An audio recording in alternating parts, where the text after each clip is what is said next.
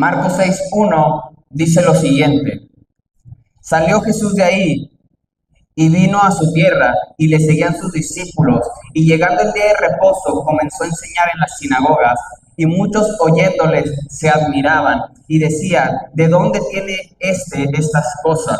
¿Y qué sabiduría es esta que le es dada? Y estos milagros que por sus manos son hechos. ¿No es este el carpintero, hijo de María, hermano de Jacob, de José, de Judas y de Simeón? El título de esta prédica le he puesto: Más que un carpintero. El pasaje que acabamos de leer nos muestra que Jesús empezaba a enseñar.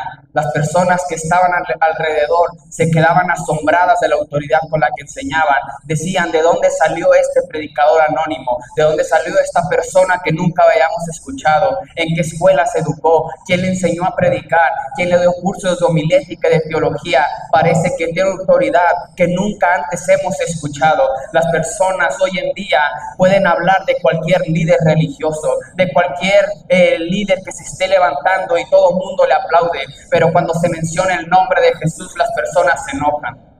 Cuando se menciona el nombre de Jesús, hay un revuelto sobre la mesa. Cuando se presenta el nombre de Jesús, las personas empiezan a retorcer. ¿Y por qué pasa esto? Porque Jesús es el único que dijo que Él era Dios. Jesús es el único que dijo que Él era Dios. Jesús fue el único que dijo que Él es el camino, la verdad y la vida. Jesús fue el único que dijo que nadie viene al Padre si no es por Él. Jesús dijo que solamente en Él se encuentra salvación. Jesús estaba enseñando de una manera con mucha autoridad. Las personas decían: ¿quién es Él? Las personas decían: ¿que acaso Él no es el carpintero? O yo te quiero decir que muchos de nosotros a veces conocemos que Jesús de Nazaret. Unos dicen que Jesús fue un rabino, otros que solamente fue un buen maestro, unos dicen que fue una buena persona, otros dicen que fue una persona que enseñaba, una persona que hacía bien, una persona que venía mostrando el bien para las personas hacia donde tenían que avanzar. Pero ahora yo te vengo a enseñar que Jesús es más que un carpintero, que a Jesús lo tienes que agarrar en tu vida como profeta, como sacerdote y como rey. En la teología reformada hay un concepto que se llama el monus triplex. ¿Qué es el monus triplex? Hace referencia al triple oficio de Jesús que cumplen el Nuevo Testamento, que eran antes del Antiguo Testamento, y estos son profeta, sacerdote y rey. Ahora te voy a enseñar a Jesús como sacerdote. En Hebreos 4, versículo 14 al 16 leemos: por lo tanto, teniendo un gran sumo sacerdote que traspasó los cielos, Jesús, el Hijo de Dios, retengamos nuestra profesión, porque no tenemos un sumo sacerdote que no pueda compadecerse de nuestras debilidades, sino uno que fue tentado en todo según nuestra semejanza, pero sin pecado. Acerquémonos pues confiadamente al trono de la gracia para alcanzar misericordia y hallar gracia para el oportuno socorro. El primer punto que te quiero enseñar es Jesús como nuestro sumo sacerdote. Jesús como nuestro sumo sacerdote.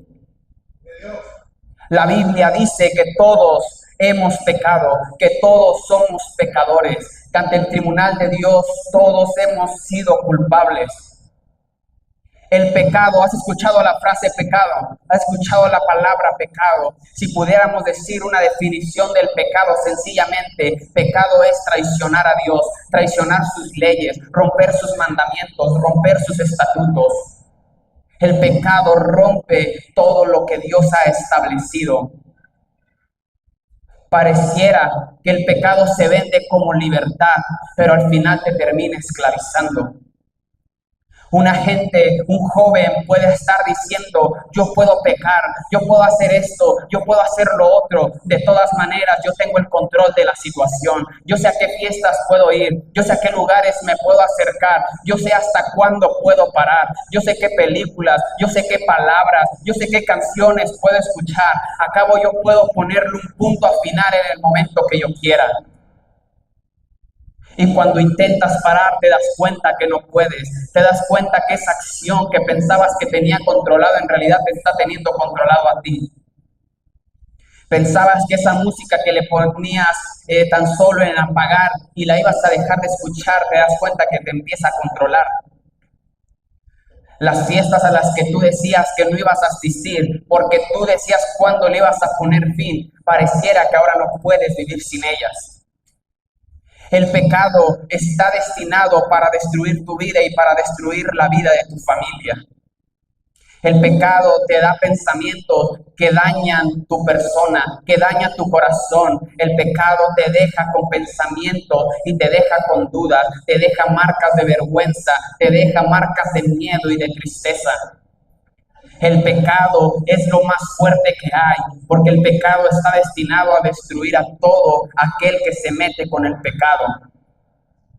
Y por más que hemos intentado con nuestras fuerzas librarnos de eso, librarnos del pecado, no hay manera humana en que se pueda hacer.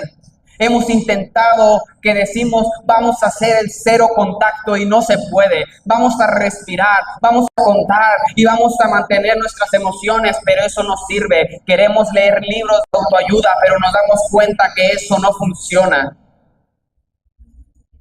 No hay esfuerzo humano que pueda librarnos del pecado. Y aquí entra lo que es el oficio del sumo sacerdote Jesús. En el Antiguo Testamento había una profesión, un oficio que era el del sacerdote.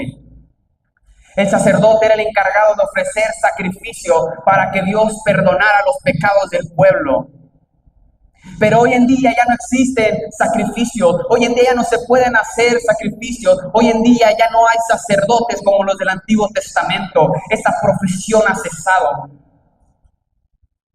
Entonces alguien pregunta, ¿y por qué Jesús puede perdonar pecados? Porque Jesús es el sacrificio perfecto una vez y para siempre. En Jesús no hay mancha, en Jesús no hay falla, en Jesús no solamente vivió una vida perfecta, sino que Él fue obediente y obediente hasta la muerte de cruz. Jesús fue a la cruz y murió por nosotros. Cuando el enemigo celebraba que había matado al Cordero de Dios, no sabía que 3 días después iba a despertar el león de la tribu de Judá. Y ese mismo Jesús es el que está hoy aquí con nosotros.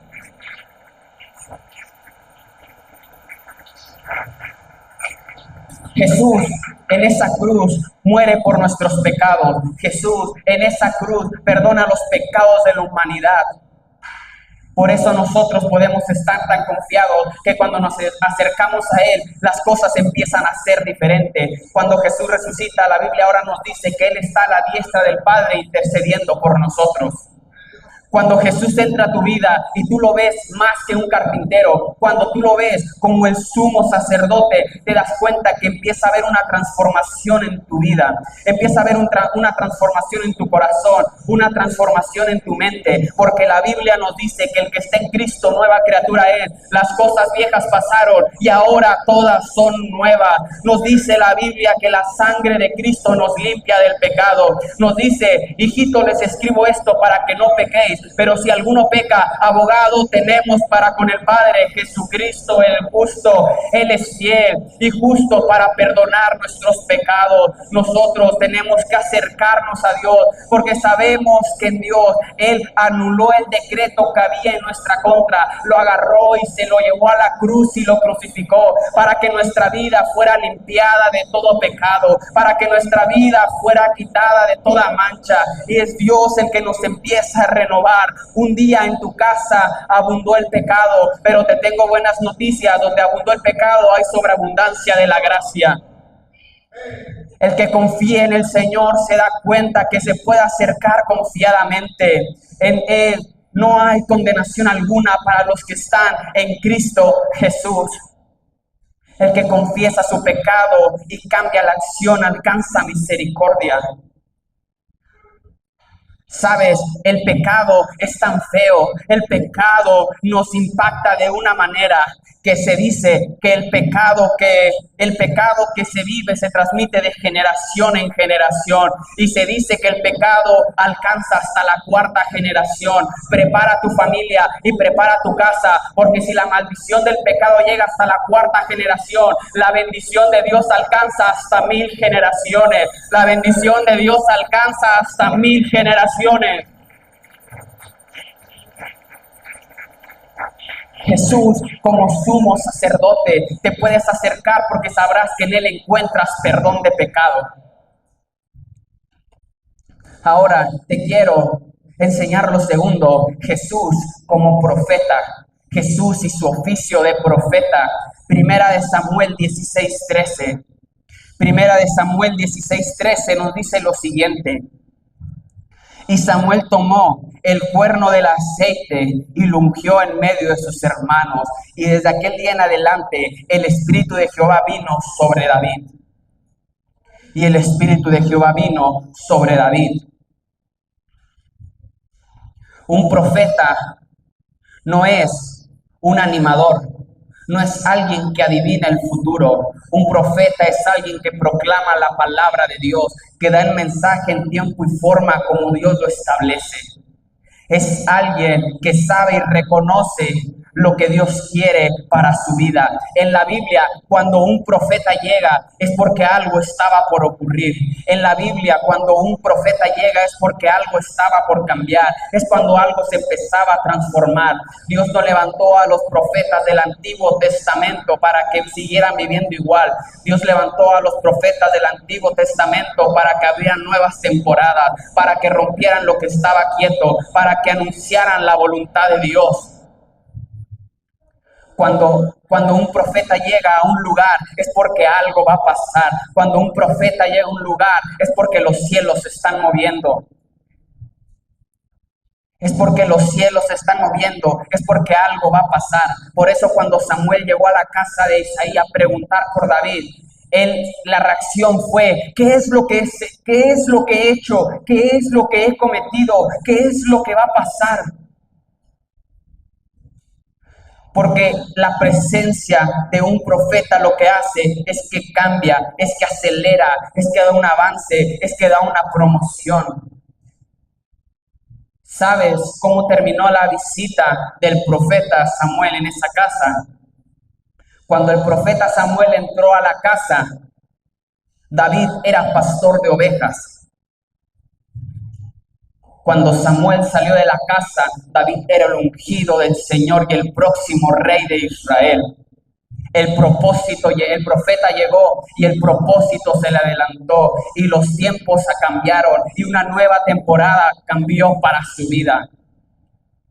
Uno de los oficios de Cristo que podemos ver es que Cristo es profeta, es que Cristo es más que un profeta. Entonces, si Cristo es profeta, cuando Cristo entra a tu casa, cuando Cristo entra a tu vida, cuando Cristo se mete con tu familia, cuando Cristo se mete a tu ministerio, entonces los tiempos se te van a adelantar, los tiempos te van a cambiar. Lo que antes parecía lejano ahora se está cerca, lo que antes no se movía se empieza a mover, lo que antes estaba estancado empieza a fluir, lo que tardó años Dios lo empieza a acelerar, porque cuando Cristo entra a una casa los tiempos se empiezan a acelerar, los tiempos empiezan a ser diferentes. Esa persona, ese padre, esa madre, esos hermanos, esos hijos, esos amigos que tú conocías que dijeron: yo nunca voy a pisar una iglesia, cuando Cristo toma el control de tu vida, acelera los tiempos y esa persona la vas a ver en la iglesia antes de lo que tú te esperas.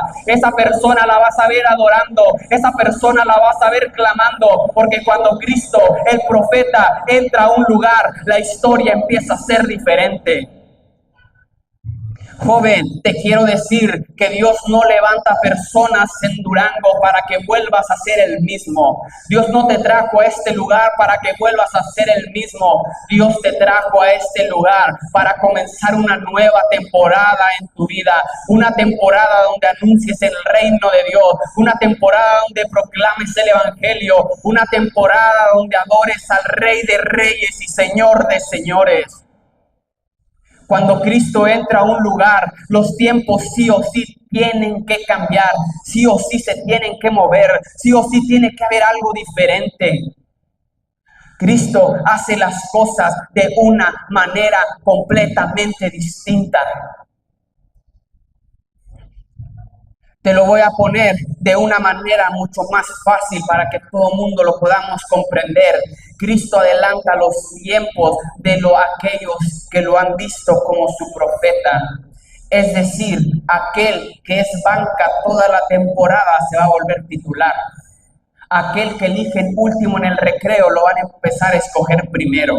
Aquel que no entró a la universidad, Dios lo va a ayudar para que se meta. Aquel que no consigue trabajo, Dios adelanta procesos para que tú consigas trabajo. Aquel que está enfermo, Dios acelera para que tú tengas sanidad. Aquel que viene solo, Dios adelanta para que no vuelvas a venir solo, sino que ahora vengas acompañado de tu familia, ahora vengas acompañado de los que te rodean. Ten por seguro que Cristo como profeta adelanta su vida. Cristo como profeta es el que cuida de ti. Por eso nosotros tenemos que saber que Cristo no solamente habla, sino que Cristo también transforma. Cada palabra, cada acción que dice es porque se está transformando.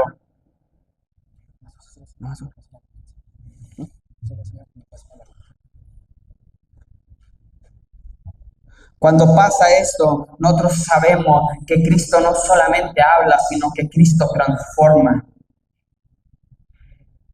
¿Y qué pasa cuando Cristo llega a un lugar?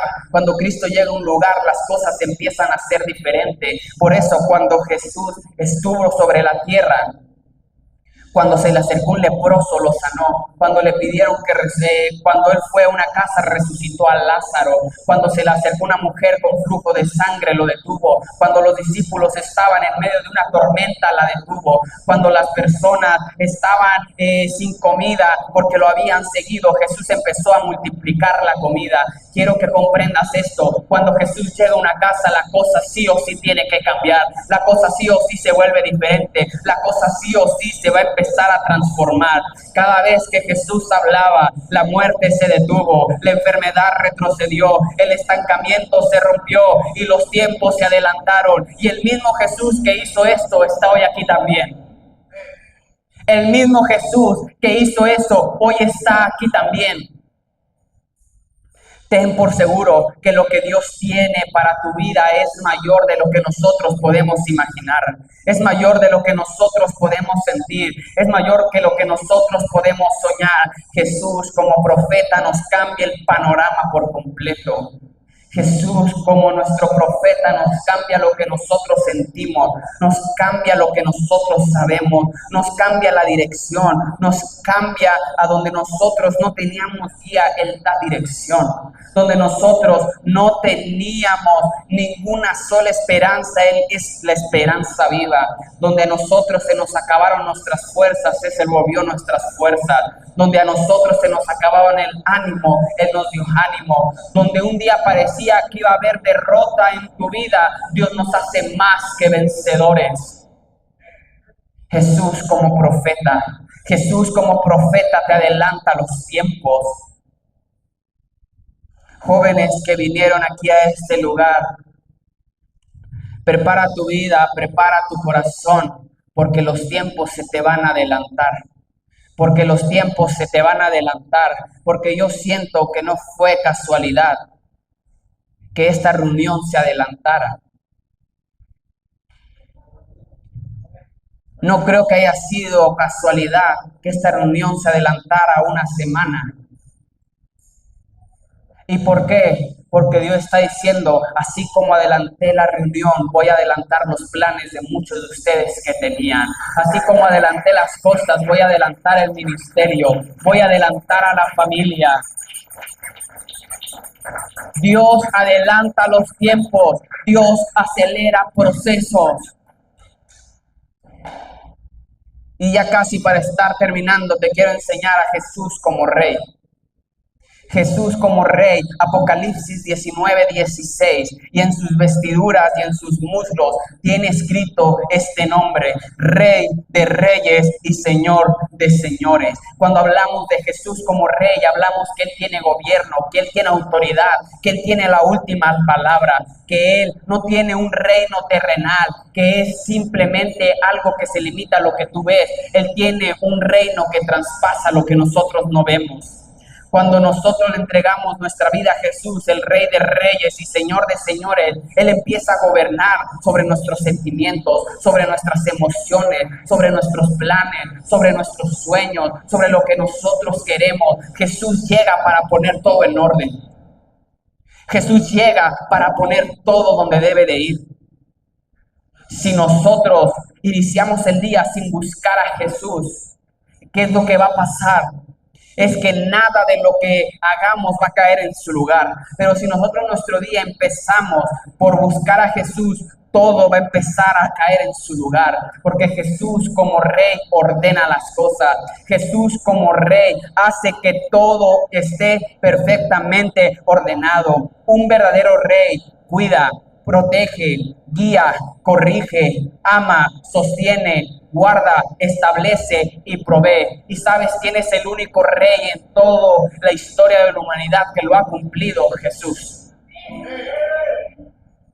Tenemos que dejar de buscar algo que gobierne nuestra vida cuando es Jesús el que gobierna todo, cuando es Jesús quien gobierna nuestro corazón, cuando es Jesús que gobierna lo que nosotros sabemos. Todo lo debes de poner bajo el gobierno de Jesús. Cuando se pone algo sobre el gobierno de Jesús, la cosa empieza a ser diferente, la cosa empieza a cambiar, la cosa empieza a agarrar sazón, la cosa empieza a ser diferente. Hay planes que Dios tiene para nosotros, hay planes que Dios tiene para tu ministerio, hay planes que Dios tiene para tu vida, pero solamente van a darse cuando pongas a Jesús como el Rey sobre todo. Tenemos que echar toda nuestra depresión, toda nuestra ansiedad sobre Él, y Él cambia las cosas.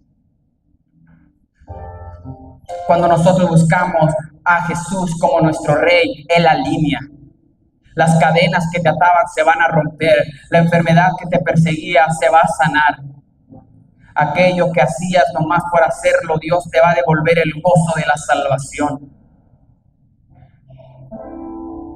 Jesús como nuestro Rey.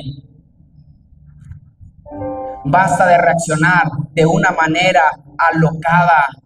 Si Jesús gobierna nuestras emociones, no tendrás ataques de ira, no tendrás resentimiento, mostrarás misericordia, no tendrás rencor, no gobernarás sobre tu vida las diferentes cosas que te pueden hacer enojar. Jesús lo que hace es que Él gobierna tus emociones, entonces no hay falla alguna en ellas. Se escucha muy bonito lo que se predica de Jesús como Rey. Y Jesús como Rey, y lo decimos, el Rey de Reyes y Señor de Señores, de las frases cristianas que más se repiten cuando uno predica, y agarramos aquí el micrófono y decimos, vamos a exaltar al Rey de Reyes y Señor de Señores. Yo te quiero hacer una pregunta que va a confrontar nuestro corazón. ¿Por qué si todos los domingos decimos que es el Rey de Reyes y Señor de Señores, seguimos viviendo como si Él no fuera el Rey de Reyes y Señor de Señores? ¿Por qué nuestra vida sigue pareciendo que no hay control, que no tenemos un gobierno, que no hay alguien que tenga autoridad por encima de nosotros? Porque hemos puesto nuestra voluntad por delante de la de Dios, porque hemos puesto nuestros sueños delante de los de Dios, porque hemos puesto nuestros planes por delante de Dios. Incluso hay veces que es peor. Hay veces como personas no tenemos el derecho, pero nos enojamos con Dios. Nos enojamos con Dios porque no cumple lo que nosotros queremos que Él cumpla para nuestra vida. Y nos enojamos con Dios porque los resultados no son los que nosotros queríamos ver. Parece que empieza a haber diferentes crisis y nuestro mundo se empieza a tambalear. La espiritualidad que presumimos se empieza a flaquear. La fortaleza que mostramos detrás de un púlpito empieza a verse débil.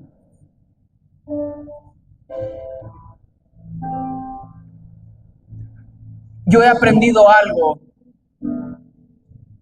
Yo juego ajedrez. Y algo que me enseñó el ajedrez es que te pueden comer los peones, te pueden comer la dama, te pueden comer el caballo, el alfil, la torre, te pueden dejar en una posición complicada, pero mientras no le den jaque mate al rey, el juego continúa. Y hoy te quiero decir algo. Al Rey de Reyes y Señor de Señores todavía no le han dado jaque mate. Y no ha habido ningún escrito en la historia que diga que lo han vencido. Toda batalla que se plante el Rey de Reyes y Señor de Señores termina victorioso. El lugar donde llega sale campeón. Familia que visita familia que es transformada. Iglesia que llega, iglesia que es completamente renovada. Entonces, yo te quiero hacer las siguientes preguntas. ¿Por qué has estado tirando la toalla? Porque llegó la enfermedad a tu casa. ¿Por qué has estado enojado cuando te quitaron el trabajo? ¿Por qué has estado triste cuando se fueron diferentes amistades? ¿Por qué sigues enojado con Dios cuando las cosas no pasaron como tú querías? ¿Por qué pensabas que tu partido de vida se había acabado? ¿Por qué pensabas que tu historia estaba terminando? ¿Por qué pensaste que Dios había escrito un punto y final? Hoy te quiero decir algo para que te lo lleves en tu corazón y para que te lo lleves en tu mente. El Rey de Reyes sigue en el tablero. El Rey de Reyes te sigue gobernando. El Rey de Reyes sigue en este lugar, porque de ningún otro rey en la historia se podrá escribir que es el alfa y el omega, el principio y el fin, el que es, el que era y el que ha de venir, que es el todopoderoso, que es el Santo de Israel, que es nuestra fortaleza, que es nuestro escudo, que Él es el que nos está guiando, es nuestro pronto auxilio, es el que nos ayuda en medio de la tribulación. Él es el omnipotente, Él es el omnisciente, Él es el que todo lo sabe, Él es el que trae paz, Él es nuestra provisión, Él es el que aviva la iglesia, Él es el que habita dentro de nosotros, Él es el que se empieza a mover, Él es el que cambia las cosas, Él es nuestra torre fuerte, y los que se acerquen en el Señor, levantados serán. Los que se acerquen al Señor, levantados serán. Joven que me estás escuchando, tu historia no se ha terminado, apenas está comenzando. Tu ministerio no ha llegado a su tope, apenas Dios lo está elevando. Él es el Rey, Él es el Rey de Reyes y Señor de Señores que está en este lugar.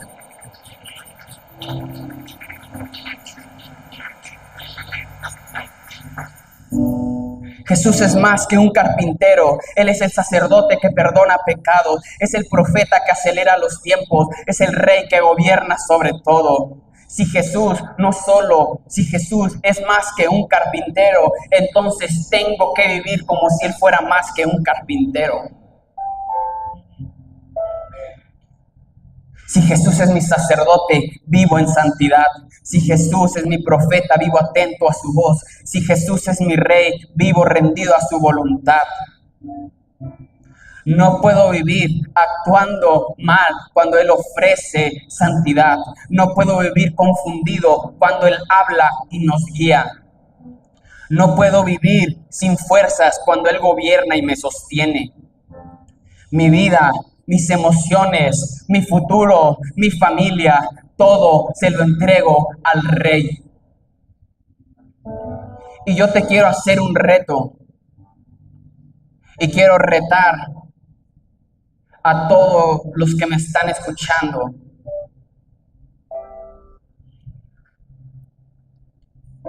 Conocemos la teoría. La teoría nos dice que Jesús es nuestro profeta, nuestro sacerdote y nuestro Rey. La teoría cualquiera lo puede aprender. La teoría cualquiera se lo puede memorizar. La teoría cualquiera la puede tener escrita, pero la teoría pocos la viven.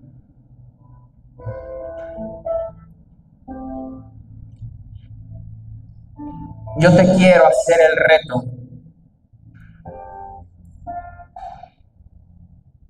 que si estás al borde del knockout, si esto fuera un ring y la vida te ha dado diferentes golpes y posiblemente hoy estés tirado y empieza a contar el referee: 10, 9, 8, 7, 6, 5, 4, 3, 2, 1. Y cuando estaban por contar el cero, la iglesia de Cristo se vuelve a levantar. La iglesia de Cristo se vuelve a poner de pie. La iglesia de Cristo vuelve